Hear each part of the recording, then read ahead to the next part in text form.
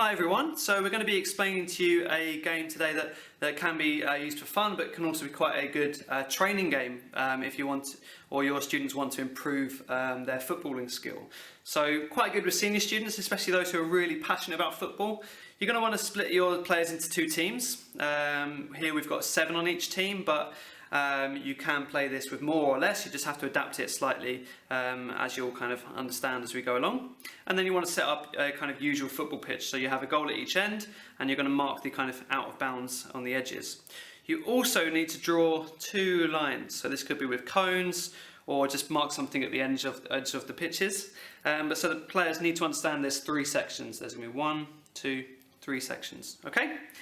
And you'll see here, unlike usual football, the players aren't going to just start in their own half. They have to have a certain number in each section. Okay, so this is the pink team's goal, and this is the blue team's goal. So they have a keeper in each goal.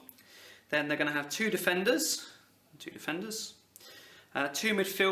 and they're going to be in the middle one, and 2 attackers. Okay, so let me just show you that just with the pink team only, for example. So we have 1 keeper, 2 defenders, 2 midfielders and 2 attackers, okay? And they have to stay within the thirds marked out, okay?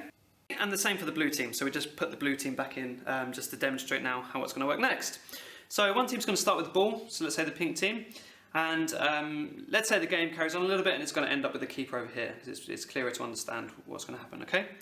And they've got to attempt, obviously, to try and get the ball in the goal over here. So they can pass it to each other as much as they want within this section.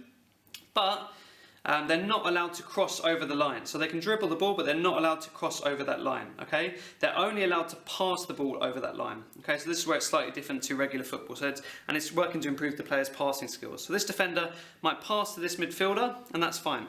Once they do so, if a correct pass is made, that player can actually join them in the next third. So now they have another player here in the middle third, and they can pass it around, and eventually they want to try and pass it to one of the strikers. And once they do so again, whoever made that pass can join them in the last third, so they can help their team with the attack, okay? Once the team lose the ball, so say that the tackle's made and the blue team win the ball over here, all of the players have to return to their own correct third, okay? And then the blue team, it would be kind of their possession now, and they would do the same. So they pass it forwards, and when they do so, they can join the attack. They can also pass it backwards. So say they passed it back to this defender, and that defender made another good pass, then now they could join as well. So they've kind of got loads of extra players here now, which is making it a little bit easier for the blue team on their attack. Okay? So that's the simple premise of the game. That's why it's called human table football, because they have to stay within their sections, much like in table football they have to stay on the bars. Okay?